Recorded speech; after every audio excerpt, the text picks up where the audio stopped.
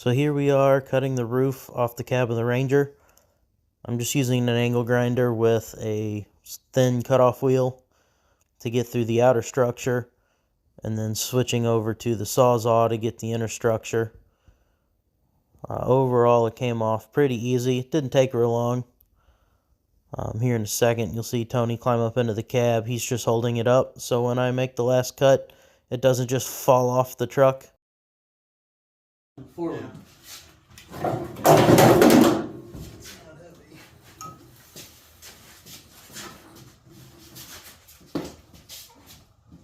And it'll fit in the house.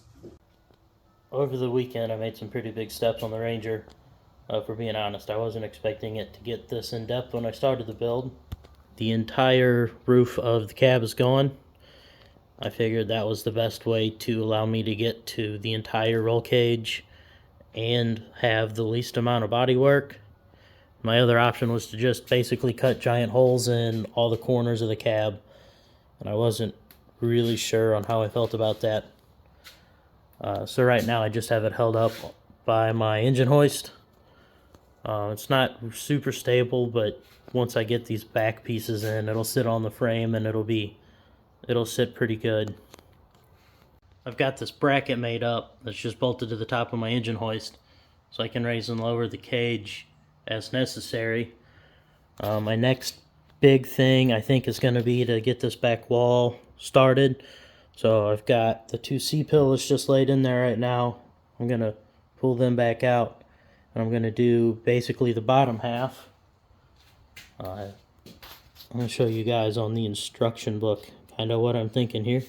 So basically I'm going to take my two C-pillars here. I'm going to run this tube between them. I'll just tack that in, and then I'll tack in these two bottom braces just to help hold it square. And then I'll set that whole section in the truck and start welding it to the upper section. I will have to pull at least one of these braces out so I can fully weld all the way around at this joint here. But I'm just going to tack those in, so that shouldn't be a big deal. Alright, so I got the back laid out. It's just sitting flat, and it's pretty three-dimensional in the truck, so you can see here. This is how I have it laid out. So these tubes, they kick in this way, and they also kick in forward just a little bit. So this is, it's sitting flat. It's really going to sit something like that by the time it's all said and done. But I think I got a pretty good idea of what I got to do, and tomorrow I'll start tacking it all together.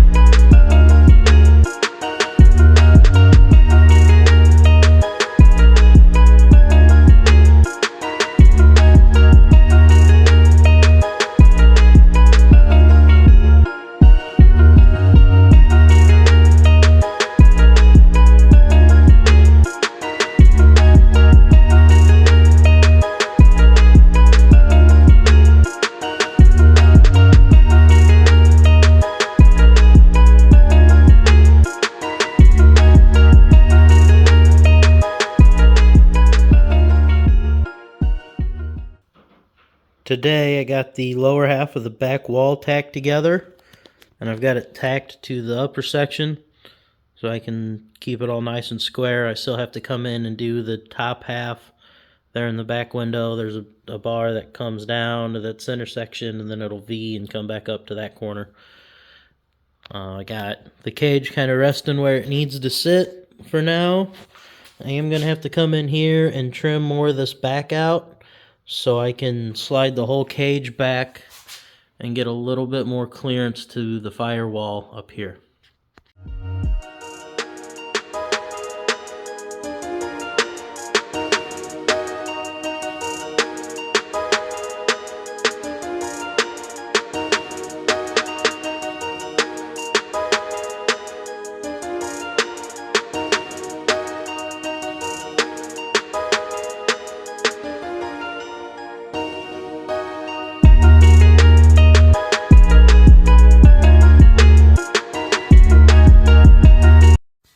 Alright, so here's the current situation. Right now, this back tube is lined up perfect with the hull, or with the etch on the C-pillar. And over there, it is real close, but it is definitely sloped downwards. If we measure like corner to corner of the back window, it's square. And if we measure from like the frame and where the C-pillar come together and the top of the window, it's like a 1/4 inch off, leaned this way. We're also trying to figure out what to set level on the frame or on the cage as far as reference.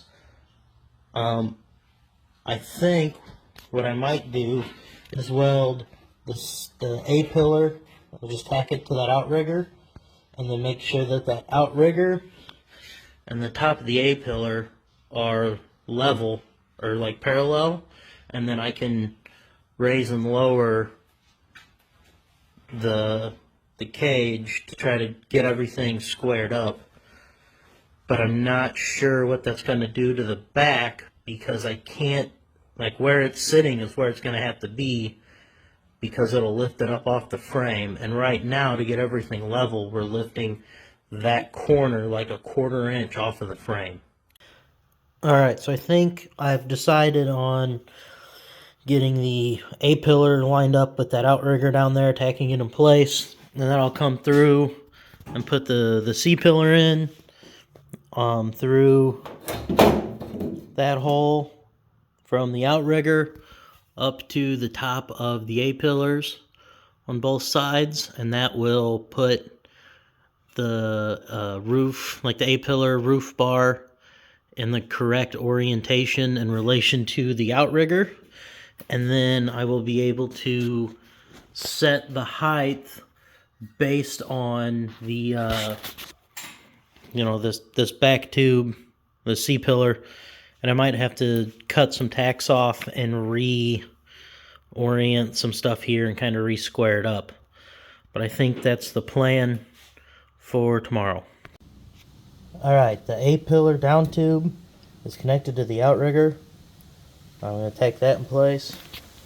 And I've also got the B-pillar lined up with the etching on the roof tube and the outrigger on the bottom. So I'll get all that tacked in place and then go over and do the same thing on the other side.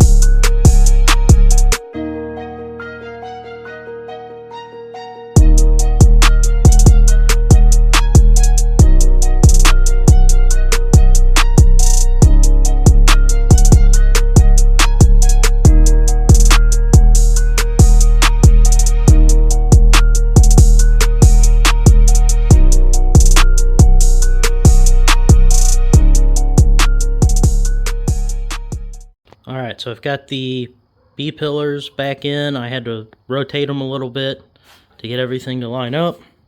But now I've got the door bars to line up real good with the etches that are in there.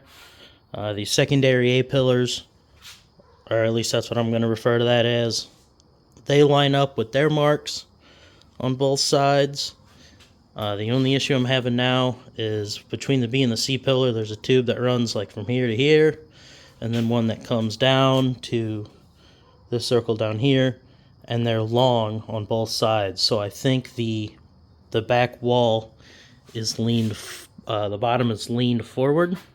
So I have to cut the tacks on the top and rotate it back. The only issue is going to be interference with this back wall on the cab. I'm going to try not to cut the structure out if I don't have to. But that will be a project for the next video. So like and subscribe. Keep up with the project. I'm hoping to have this done before Christmas. Really like by Thanksgiving.